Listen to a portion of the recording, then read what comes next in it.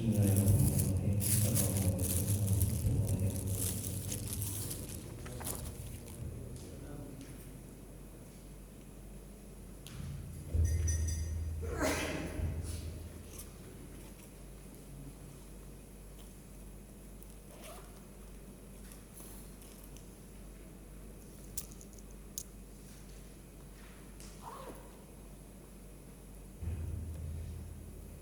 Alhamdulillahirabbil alamin, wabihi nasta'in 'ala umuri dunya waddin. Asyhadu an la ilaha illallah wahdahu la syarika lah, wa asyhadu anna Muhammadan abduhu wa rasuluh. Allahumma shalli wa sallim wa barik ala sayyidina Muhammad abdika wa rasulika nabiyil ummi wa ala alihi washabihi ajma'in. Rabbi shrah li sadri wa yassir li amri wahlul min lisani yafqahu qawli. Rabbana zidna ilma wa razaqna fahma waj'alna minas sholihin. Ya Allah, ya Rabb, yang Maha Pengasih lagi Maha Penyayang, ampuni ya Allah dosa kedua orang tua kami. Ampuni ya Rabb dosa kami ya Allah. Ampuni dosa kaum muslimin dan muslimat ya Allah. Ya Allah, mudahkan kami mencari ilmu, mudahkan kami mempelajari ilmu, mudahkan kami ya Allah memahami ilmu dan mengamalkannya ya Allah. Ya Allah, berkahi majelis ini, berkahi rumah kami ya Allah. Amin ya rabbal alamin. Mari kita mulai kajian tasawuf manajemen hati, manajemen qalbu, kitab Al-Hikam karangan Syekh Imam Ibnu Athaillah As-Sakandari. Semoga Allah merahmati dan meridai dengan bacaan umum kita. Adapun pahala yang kita baca dari Nabi Muhammad SAW untuk para sahabatnya, kemudian untuk para tabi'in, tabi'ut tabi'in, untuk Syekh Muhammad Al-Jailani, untuk Syekh Imam Ibnu Athaillah As-Sakandari, untuk guru-guru kita, untuk orang tua kita, untuk rekan muslim dan muslimat pada umumnya. Al-Fatihah. A'udzubillahi minasyaitonir rajim. Bismillahirrahmanirrahim. Alhamdulillahi rabbil alamin. Ar-Rahmanir-Rahim. Maliki yaumiddin. Iyyaka na'budu wa iyyaka nasta'in. Ihdinas siratal mustaqim. Siratal ladzina an'amta 'alaihim ghairil maghdubi 'alaihim waladdallin. Amin. Ilaihi anta maqsudi wa ridhoka matlubi ya Allah. Engkau yang kami tuju, keridhaanmu yang kami cari. Amin ya rabbal alamin. Bapak Ibu jemaah pengajian rahmati Allah Subhanahu wa taala. Baik, kita masuki kajian Al-Hikam manajemen hati, manajemen qalbu, hikmah yang ke-19. Jadi sebelum masuk hikmah yang ke-19, kita ulang sedikit hikmah yang ke-18. Syekh Al-Imam Ibnu Athaillah As-Sakandari, semoga Allah merahmati dan meridai. Amin ya rabbal alamin. Beliau mengatakan dalam kitab Al-Hikam hikmah yang ke-18. Ini sebelum masuk yang ke-19 ya, kita ulang sedikit.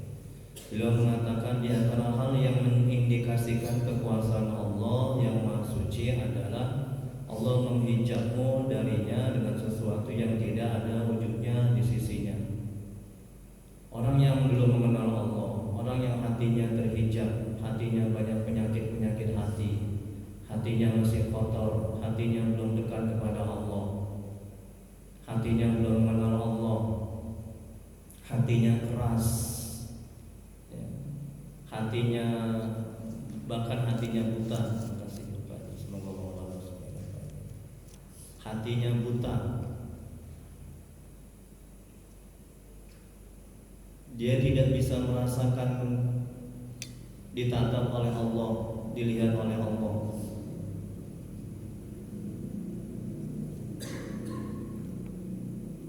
Ketika dia melihat makhluk, maka hatinya tidak bisa melihat bahwa Allah yang menciptakan makhluk, Allah yang menghendaki makhluk sehingga makhluk bisa berbuat. Sehingga hatinya tidak bisa mengenal Allah, hatinya tidak bisa dekat kepada Allah. Apa yang dia lihat seperti itulah dia bendanya. Ketika melihat gunung, mata zahir melihat gunung, mata hati tidak bisa melihat Allah yang menciptakan gunung, Allah yang menggerakkan gunung. Masya Allah. Allah yang mengadakan gunung dari yang tadinya tidak ada menjadi ada, sehingga mata hatinya tidak bisa melihat kebesaran Allah, sehingga mata hatinya tidak bisa cinta dan dekat kepada Allah. Ketika melihat anak, mata zahir melihat anak, ini orang yang hatinya terhijab, orang yang hatinya kotor, orang yang hatinya banyak penyakit-penyakit hati. Ketika mata zahir melihat anak, mata hati tidak bisa melihat Allah yang menciptakan anak, Allah yang membuat anak itu ada, Allah yang menggerakkan sehingga anak itu bisa bergerak, Allah yang membuat anak itu taat, Allah yang membuat anak itu cantik, anak itu ganteng, Allah yang mengurus anak itu sehingga dia bisa besar, sehingga dia bisa pandai, sehingga dia bisa berkembang. Jadi mata hatinya tidak bisa melihat itu.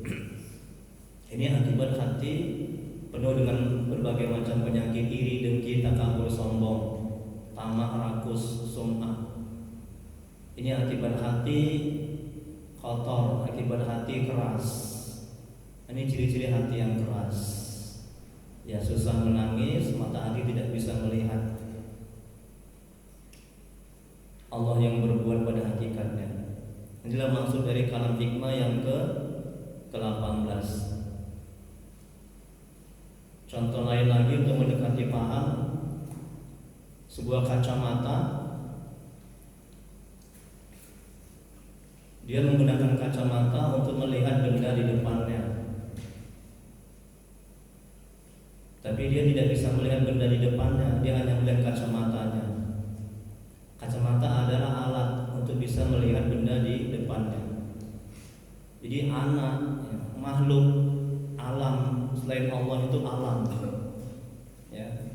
Dunia beserta isinya ini adalah alat untuk bisa mengenal Allah, untuk bisa dekat kepada Allah, untuk bisa merasakan kebersamaan bersama Allah, untuk bisa ditatap, dilihat oleh Allah. Jadi jangan hanya melihat alam, jangan hanya melihat dunia beserta isinya, mata zahir, tapi mata hati tidak bisa melihat di sebalik itu. Nah, ini yang maksud dengan kalam hikmah yang ke-18. Di antara hal yang mengindikasikan kekuasaan Allah yang Maha Suci adalah Allah menghijabmu, mendindingmu. Mata hatimu terdinding, mata hatimu terhijab, mata hatimu buta, mata hatimu kotor, ya, dari Allah dengan sesuatu yang tidak ada wujudnya di sisinya. Baik, kita masuk hikmah yang ke-19. Syekh Al-Imam Ibnu Athaillah Sakandari, semoga Allah merahmati dan meridhoinya, beliau mengatakan dalam kitab Al-Hikam kalam hikmahnya yang ke-19, bagaimana mungkin dapat digambarkan dalam akal dan hati bahwa Allah terhijab oleh sesuatu, padahal Allah menampakkan segala sesuatu. Penjelasannya, sifat kidam artinya Allah tidak berawal, tidak dilahirkan, tidak berawal, tidak berakhir. Kalau kita berawal, manusia dari yang gak ada menjadi ada, kita diadakan, kita diciptakan. Kalau Allah itu tidak, ya. Allah selamanya ada. Ini sifat kidam artinya Allah tidak berawal, tidak dilahirkan, tidak ada permulaan bagi adanya Allah. Dia adalah sang pencipta yang menciptakan alam semesta beserta isinya. Sebagaimana sebagai pencipta, Allah ada lebih dulu dari segala sesuatu yang diciptakannya. Oleh karena itu tidak ada pendahulu atau yang mengawali selain Allah. Hanya Allah yang tidak memiliki permulaan. Segala sesuatu selain Allah memiliki permulaan, didahului oleh ketiadaan dan adanya setelah tiada. Jadi kata Al-Imam dalam hikmah yang ke-19 ini, bagaimana mungkin dapat digambarkan dalam akal dan hati bahwa Allah terhijab oleh sesuatu, padahal Allah menampakkan segala sesuatu. Bagaimana mungkin yang makhluknya tadinya tidak ada menjadi ada dan diadakan oleh Allah. Ini makhluk bisa mendinding kita, bisa menghijab kita dari mata hati melihat Allah. Masya Allah, taqabbalallah. Bagaimana mungkin bisa seperti itu? Hanya orang-orang yang mata hatinya kotor, hanya orang-orang yang mata hatinya buta, hanya orang-orang yang mata hatinya tidak bersih, yang tidak bisa melihat Allah. Melihat Allah, mata hati melihat Allah, maksudnya mata hati atau hati merasakan kebersamaan bersama Allah, mata hati merasa ditatap, dilihat oleh Allah, dipantau oleh Allah.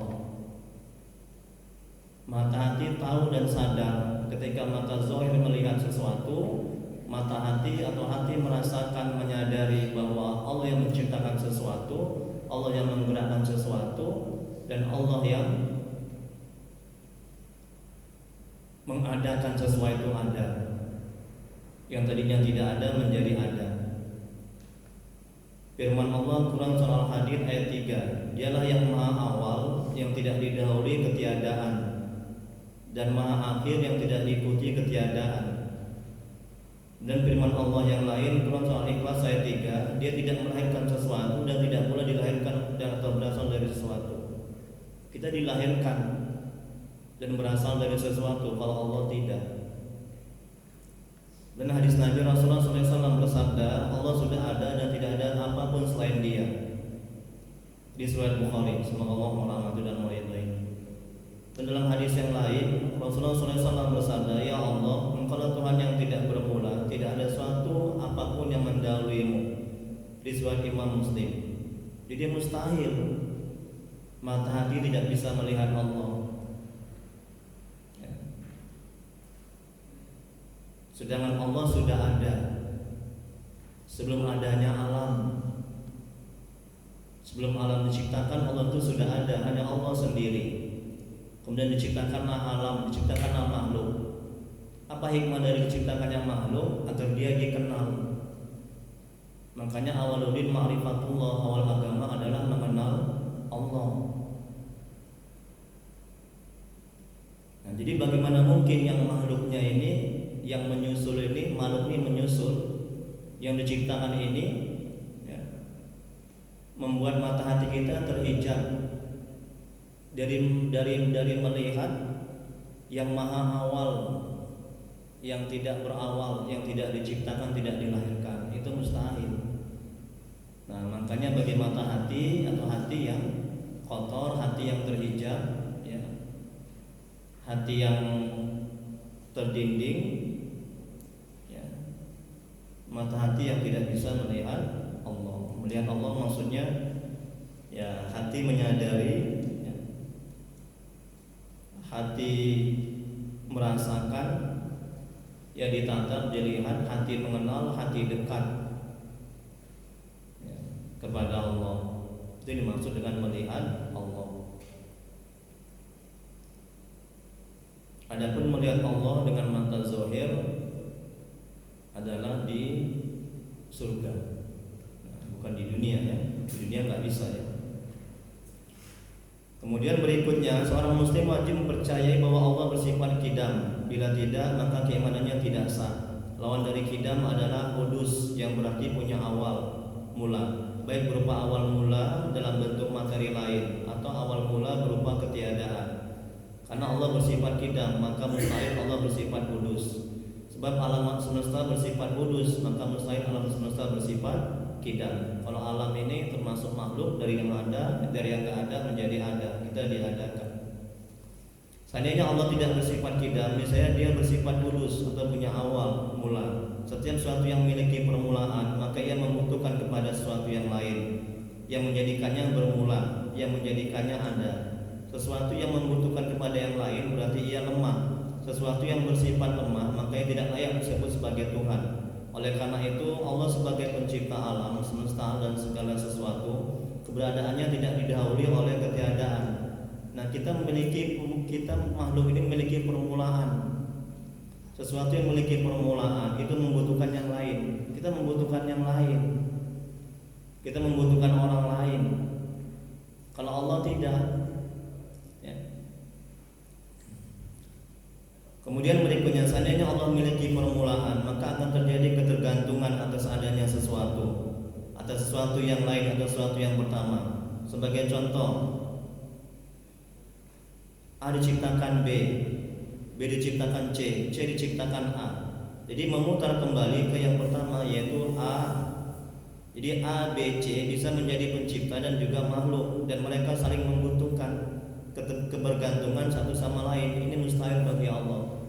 Ini kalau misalnya makhluk, ya, dia kebergantungan satu sama lain karena dia diciptakan.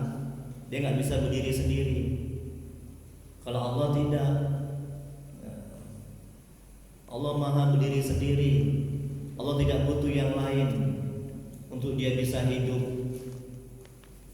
Allah tidak butuh makhluk yang butuh Allah.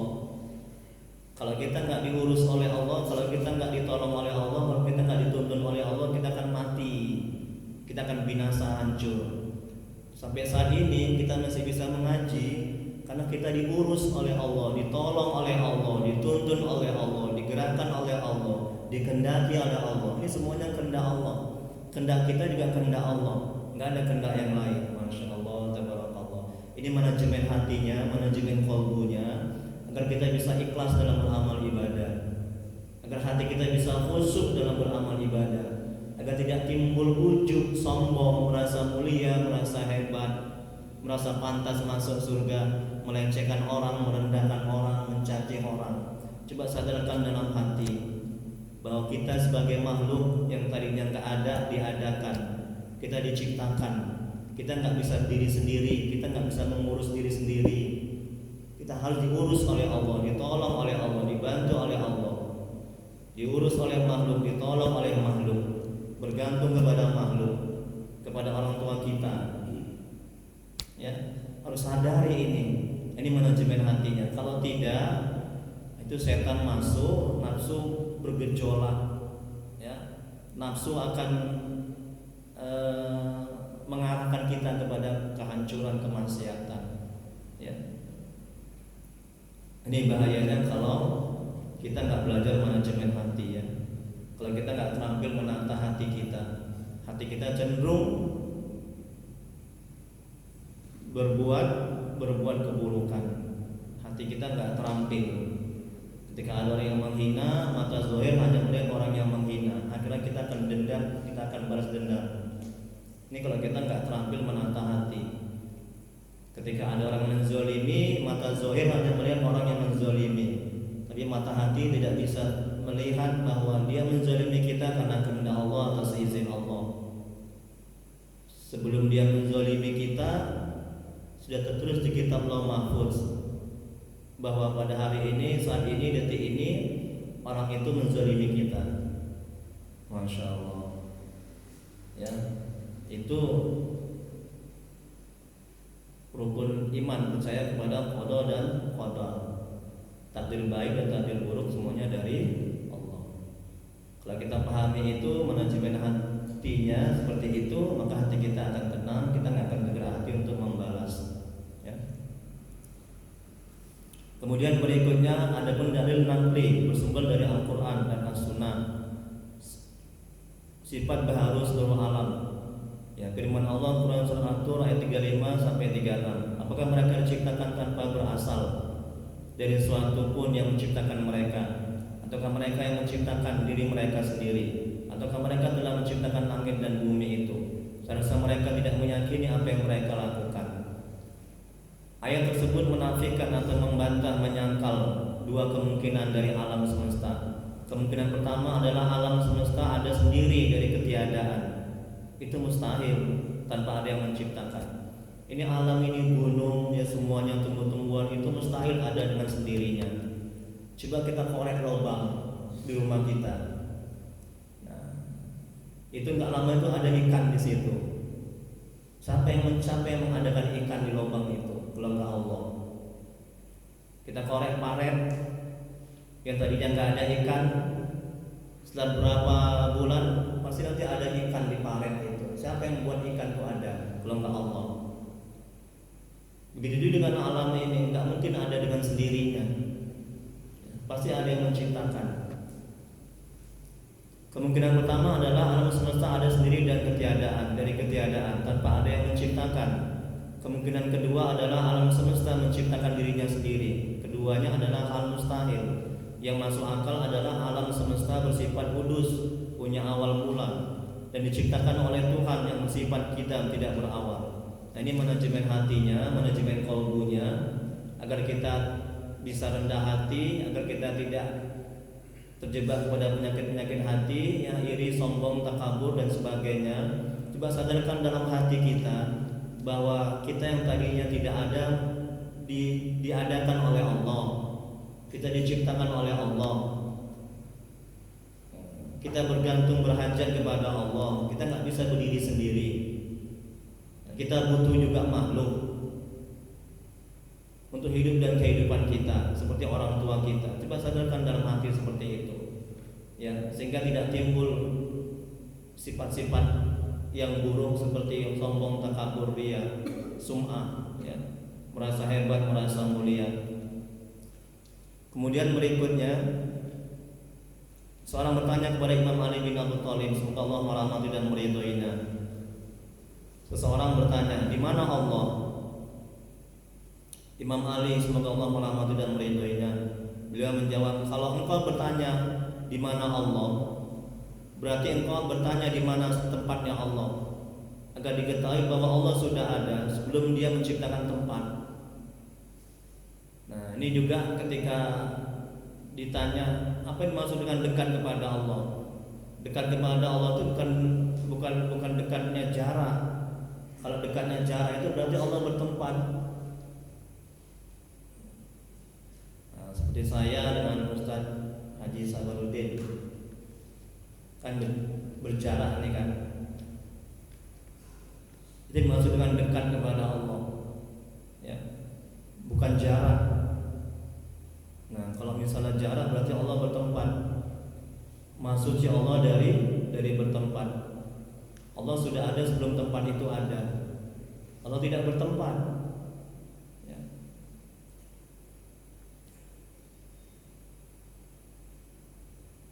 Jadi apa yang maksud dengan dekat kepada Allah? Maksud dengan dekat kepada Allah adalah ilmu Allah, ya, pengetahuan Allah akan kita, pengurusan Allah akan kita. Itu maksud dengan dekat. Kemudian hati merasakan kehadiran Allah, kebersamaan Allah, hati merasakan ditatap oleh Allah, dilihat oleh Allah. Itu maksud dengan dekat kepada Allah. Bukan dekat maksudnya jarak. Nah, ini di mana Allah? Katanya. Kemudian seorang bertanya kepada seorang alim, kapan Allah adanya? Kapan Allah ada? Kapan Allah ada? Kalau kita, kapan kita ada, Pak Haji? Nah, kita ada tanggal sekian, jam sekian, bulan sekian, betul kan? Tahu kita kan? Tapi kalau kapan Allah ada? Nih, orang bertanya kepada seorang alim, kapan Allah ada? Seorang alim menjawab, bila engkau bertanya kapan Allah ada, berarti engkau bertanya tentang masa. Masa itu berarti perputaran matahari dan bulan. Sedangkan Allah sudah ada sebelum adanya matahari dan bulan. Allah sudah ada sebelum ada matahari dan bulan. Ya. Jadi nggak bisa kita mengatakan kapan Allah ada, di mana Allah. Ya. Kalau kita bisa, kapan kamu ada? Saya ada tanggal sekian, bulan sekian saya dilahirkan. Kita bisa. Kapan meja ini ada? Meja ini ada tanggal sekian, bulan sekian, jam sekian. Itu bisa. Ya. Kemudian berikutnya, Allah telah menjadikan alam yang tadinya belum ada menjadi ada. Apabila yang tadinya alam belum ada menjadi ada, mustahil Allah terhijab oleh alam. Tengok nih Pak Haji, tengok nih Bu. Ya, tengok nih kalimat ini. Ini kata Syekh Imam Ibnu Athaillah Sakandari. Allah telah menjadikan alam, selain Allah adalah alam. Ini kita ini alam ini, makhluk ini, ya manusia. Allah telah menjadikan manusia makhluk alam yang tadinya belum ada menjadi ada. Apabila yang tadinya alam, ya, kita ini manusia makhluk belum ada menjadi ada, mustahil Allah terhijab oleh alam. Jadi mustahil lah, nggak mungkin lah Allah itu nggak bisa dilihat dengan mata hati. Ya Allah, nggak mungkin lah Allah nggak bisa dilihat dengan mata hati. Maksudnya ya nggak mungkin lah mata hati ini tidak bisa merasakan, ya, tidak bisa merasakan kebesaran Allah, penglihatan Allah, ditatap oleh Allah, pemeliharaan Allah, ditolong oleh Allah. Tak bisa merasakan begitu hati ini.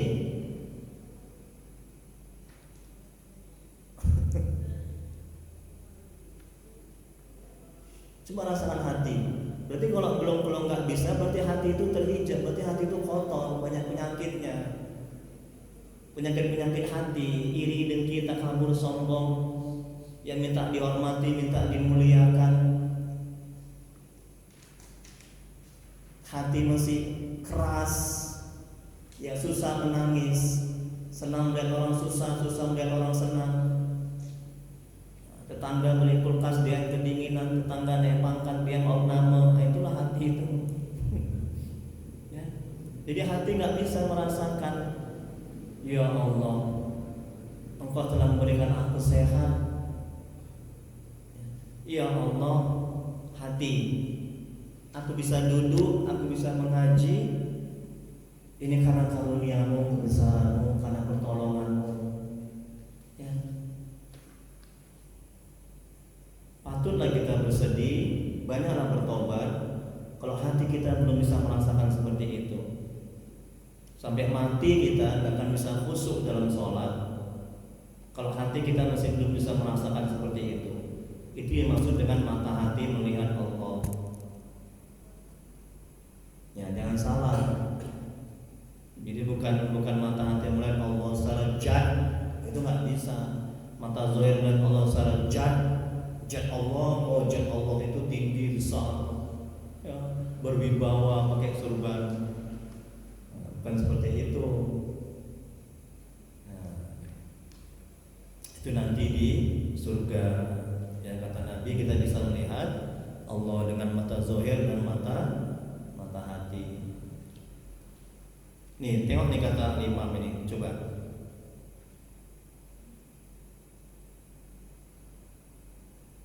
Allah telah menjadikan alam yang tadinya belum ada menjadi ada. Apabila yang tadinya alam belum ada menjadi ada, mustahil Allah terhijab, terdinding, mata hati tidak bisa melihat, ya, oleh alam.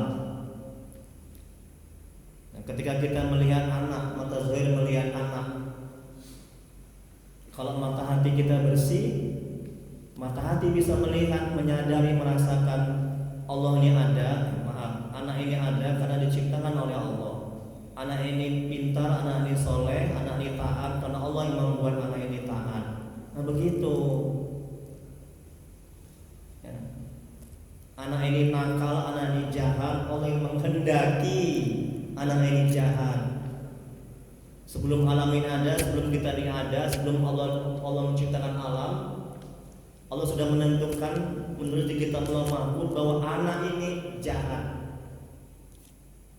Ke situ dia mata hati. Itu ciri-ciri orang yang mata hatinya bisa mengenal Allah. Harus ke situ kita. Kalau enggak, stres kita menderita. Ustaz, stres aku Ustaz, menderita aku Ustaz. Kenapa Bu? Anak saya Ustaz susah kali disuruh sholat. Anak saya Ustaz narkoba, masuk penjara. Suami saya Ustaz lincah lagi Ustaz, pengen poligami. Nah, ini ciri-ciri orang yang mata hatinya belum bisa melihat Allah. Maksudnya melihat situ dalam tanda kutip, maksudnya mata hatinya belum bisa menyadari, mata hatinya belum bisa menyaksikan dan merasakan bahwa suami jahat itu kehendak Allah. Itu Allah yang menentukan, itu Allah yang mentakdirkan. Dan pada hakikatnya Allah yang membuat dia itu jahat. Tapi kita nggak boleh bilang begitu, itu adab. Ya, adab. Ya, baik buruk kan dari Allah kan. Tapi yang baik-baik kita sandarkan, kita nisbahkan kepada Allah, yang buruk-buruk kepada kita. Kalau mencuri, iyalah, kan Allah yang buat aku mencuri. Jangan seperti itu kurang beradab. Ini kan sudah takdir Allah, ya memang takdir Allah. Kalau kita katakan begitu, kita nggak akan tergerak hati untuk bertobat. Nah, ini manajemen hatinya. Jangan bilang takdir Allah, jangan bilang Allah yang berbuat. Memang pada hakikatnya semuanya takdir Allah, dan pada hakikatnya Allah yang berbuat. Tapi itu kurang beradab. Tapi katakan, aku mencuri, aku yang jolim, aku yang jahat. Kemudian bertobat kepada Allah. Nah, begitu dia manajemen hatinya. Tapi kalau kita sandarkan kepada Allah, ini kan takdir Allah benar. Aku mencuri. Nah, yang lebih ini lagi, yang lebih parah lagi, kan Allah yang mencuri. Nauzubillah. Ini semuanya milik Allah. Mana mungkin kita bisa bilang Allah yang mencuri, betul? Betul kan? Mana mungkin? Yang namanya mencuri itu kan kita mengambil hak orang lain. Kemudian berikutnya,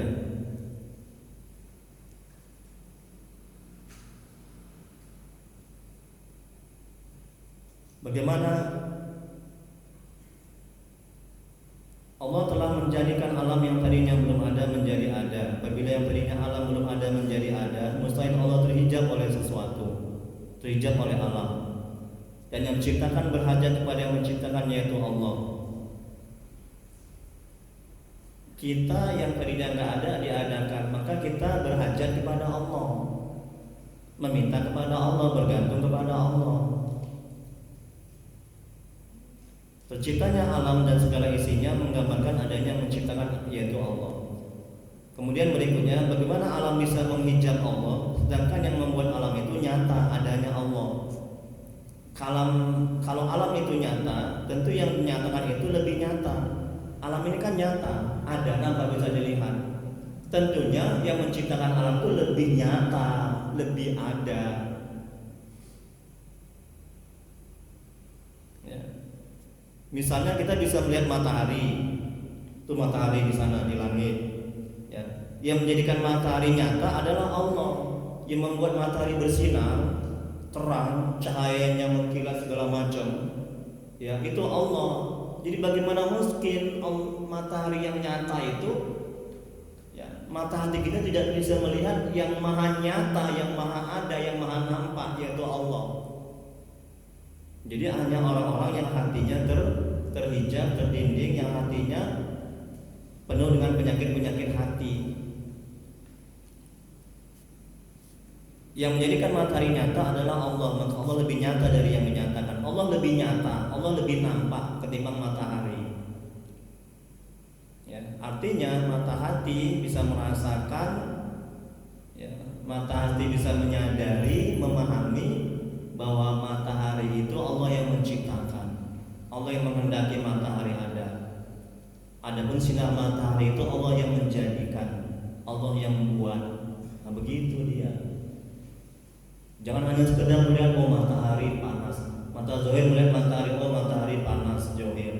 Mata zohir melihat, oh matahari panas. Mata hati nggak bisa melihat, nggak bisa merasakan, ya, bahwa Allah yang membuat matahari panas, Allah yang membuat menciptakan matahari itu ada, Allah yang mengadakan. Jadi sehingga kita tidak akan semakin mengenal Allah, semakin dekat kepada Allah. Ini kalau kita minum, ya. Bismillahirrahmanirrahim. Mata zahir hanya melihat ini minum teh manis, dan nah, kemudian mata hati nggak bisa melihat bahwa minum ini ada karena diadakan oleh Allah. Allah yang menciptakan, Allah yang menghendaki ada minuman ini ada.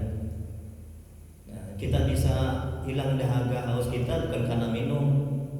Karena banyak orang minum tapi nggak hilang hausnya. Tapi Allah yang membuat Allah yang membuat kita ini hilang hausnya, bukan air minum ini. Coba ke situ dia menunjukkan hatinya. Jadi kita akan semakin cinta, akan semakin senang, akan semakin sayang kepada Allah. Kalau mata hati ini merasakan itu semuanya dari Allah, Allah yang menghendaki, Allah yang menciptakan. Kalau enggak, kita nggak akan semakin cinta.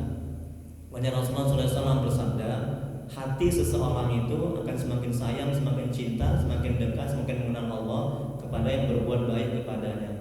Jadi pada hakikatnya semua yang berbuat baik itu adalah Allah, bukan makhluk. Coba sadari seperti itu, sehingga hati kita semakin sayang kepada Allah, semakin dekat kepada Allah, semakin cinta kepada Allah.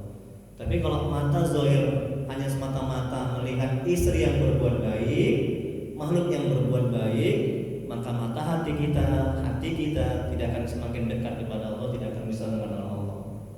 Ya. Dan kita akan semakin jauh dari Allah. Kalau hanya mata zahir kita hanya memandang hanya istri kita yang berbuat baik, dan kita akan semakin cinta, akan semakin sayang kepada istri kita, tapi tidak kepada Allah. Masya Allah, tabarakallah. Ya, jangan begitu. Ya, maka lihat nanti Allah Maha Pencemburu. Allah Maha Pencemburu. Kalau di dalam hati makhluk ada yang dia lebih cintai daripada aku, kata Allah, siap-siaplah nanti bala bencana azab. Pada dalam hati makhluk ada yang dia lebih senangi, lebih cintai anak, harta, pangkat, jabatan ketimbang aku, kata Allah, siap-siaplah nanti tunggu azab bala bencana.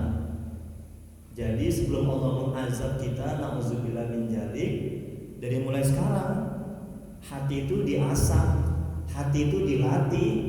Setiap apa yang kita lakukan, apa yang kita buat, rasakan dalam hati. Mata hati melihat, seperti tadi minum.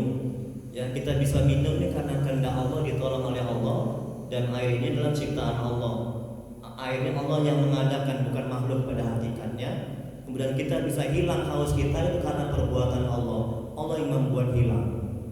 Sehingga hati, maha baik Engkau ya Allah, maha pemurah Engkau ya Allah, maha sayang Engkau ya Allah. Kalau nggak ada Engkau ya Allah, air ini nggak ada. Nah, ke situ dia kajinya. Jangan minum udah, makan udah, selesai. Hati tidak bisa merasakan, memandang, melihat.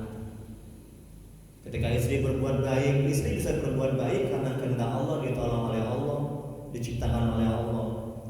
Sebelum alam ini ada, Allah sudah menulis kitab Lauh Mahfuz, pada tanggal sekian, bulan sekian, jam sekian, istriku berbuat baik.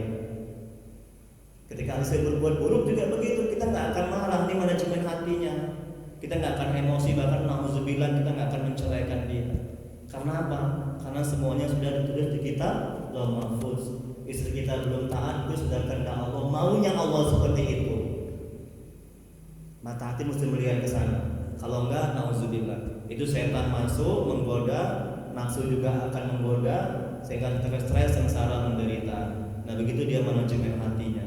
Coba kelola hati kita. Orang yang terampil menata hati, dia akan selamat dunia akhirat. Baik, terakhir, Syekh Al-Imam Ibnu Athaillah Sakandari heran. Nah coba, ini Al-Imam Ibnu Athaillah heran dia. Macam mana nih Pak Haji? Ustaz, macam mana nih Bu? Syekh Al-Imam Ibnu Athaillah Sakandari heran. Coba ya, halaman 2 ini yang terakhir. Orang-orang merasakan terhijab dari Allah, mata hatinya nggak bisa melihat Allah. Heran ya Al-Imam, kok bisa begitu? Heran dia coba. Padahal Allah tampak dari segala sesuatu. Ketika melihat gunung, ada Allah di situ. Maksudnya mata hati bisa melihat Allah yang menciptakan gunung, Allah yang menghendaki gunung itu ada, Allah yang menggerakkan gunung, Allah yang membuat cantik itu gunung. Tengok kan? Tampak dari segala sesuatu yang ada di alam ini menyatakan Allah itu nyata. Yang membuat hati terhijab, terdinding dalam melihat Allah, yaitu kecenderungan dalam menuruti hawa nafsu dan lalai dalam mengingat Allah. Ini dia. Ini pangkal dari maksiat adalah mengikuti hawa nafsu dan lupa berzikir, ingat kepada Allah. Makanya banyak berzikir. Makanya nafsu ini mesti dijinakkan dengan apa? Dengan banyak ketaatan, dengan banyak puasa. Jangan ikuti kehendaknya. Tabiat nafsu itu adalah buruk, watak karakter nafsu itu adalah jelek. Kemudian yang terakhir halaman 3. Ada beberapa hal yang harus dilakukan sehingga kita dapat mengenal. Ini mata hati mengenal, mata hati dekat, dan mata hati melihat. Melihat maksudnya merasakan, memahami Allah. Yang pertama bertobat. Firman Allah Quran surah An-Nahl ayat 3. Dan hendaklah kamu meminta ampun kepada Tuhanmu dan bertobat kepada Allah. Niscaya Allah akan memberikan kenikmatan yang baik kepadamu. Tengok nih janji Allah. Banyak dalam Al-Quran yang Allah sebutkan manfaat dari tobat. Ya. Jadi sepanjang kita belum bertobat, ya, tobat nasuha, maka hati kita tidak bisa merasakan, memahami dan melihat kebesaran Allah, melihat perbuatan Allah. Allah yang ada orang yang enggak baik sama kita, pada hakikatnya perbuatan Allah. Tauhid af'al, mengesahkan perbuatan Allah. Masya Allah, kita akan bisa khusyuk dalam sholat, ya.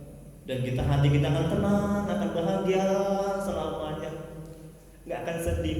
Itulah wali-wali Allah itu yang Allah bilang dalam Al-Quran, tidak ada rasa takut. Jangan Pak Haji, wali Allah kan Allah bilang dalam Al-Quran kan, tidak ada rasa takut, tidak ada rasa sedih, hatinya bahagia, hatinya senang selalu. Ya.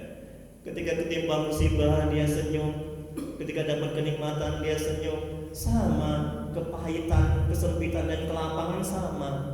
Yang emas, perak, besi sama. Ya Allah, senyum bapaknya dihayati senyumnya. Alhamdulillah. Ya.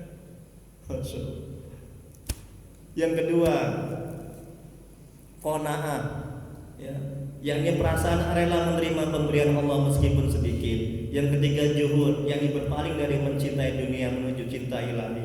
Yang keempat mempelajari syariat yaitu akidah, ibadah dan akhlak. Yang kelima melihara sunnah-sunnah Nabi. Yang keenam tawakal.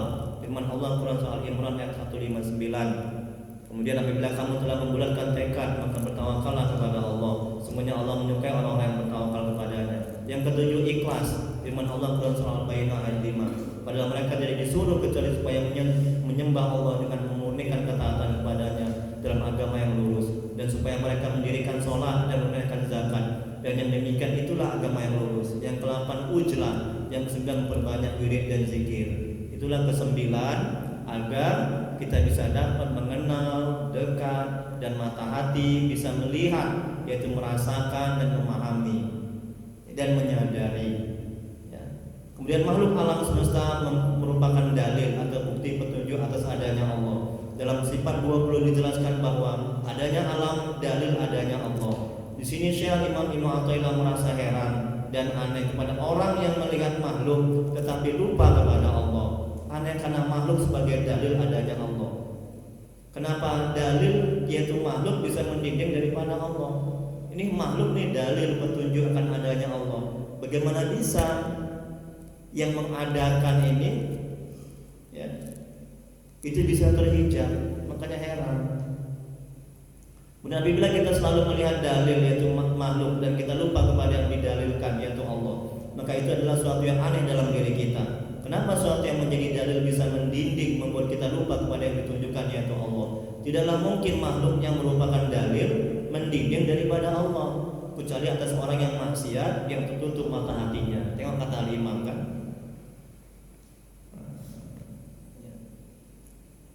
Maka bagaimana mungkin dapat digambarkan dalam akal dan hati bahwa Allah terhijab oleh sesuatu, padahal Allah yang menampakkan, menciptakan dan menghendaki segala sesuatu itu ada. Suatu yang ada ini yaitu alam dunia dan segala isinya menunjukkan adanya Allah.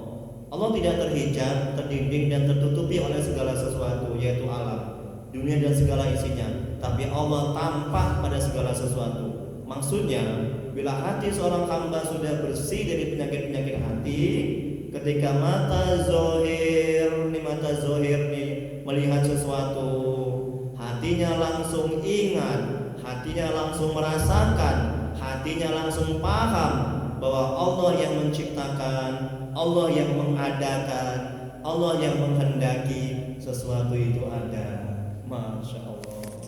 Ayo kita lihat. Jadi kalau hikmahnya yang ke-19 ini kata Imam, bagaimana mungkin dapat digambarkan dalam akal dan hati bahwa Allah terhijab, Allah terdinding, Allah nggak bisa dilihat dengan mata hati, ya. Padahal Allah menampakkan segala sesuatu. Wallahu a'lam. Maksud Allah a'lam, hanya Allah yang maha tahu. Jadi ayo kita sama-sama mujahadah, ya, dan riyadhah. Jadi mulai sekarang. Jadi hal-hal yang kecil ketika makan, ya, mata zahir melihat nasi, dan mata hati harus merasakan bahwa Allah yang mengadakan nasi ini ada, Allah yang membuat nasi, ya, Allah yang menciptakan nasi. Itu mata hati. Dan kita bisa kenyang karena Allah yang mengenyangkan, ya. Kemudian kita katakan alhamdulillahirabbil alamin. Nah, hati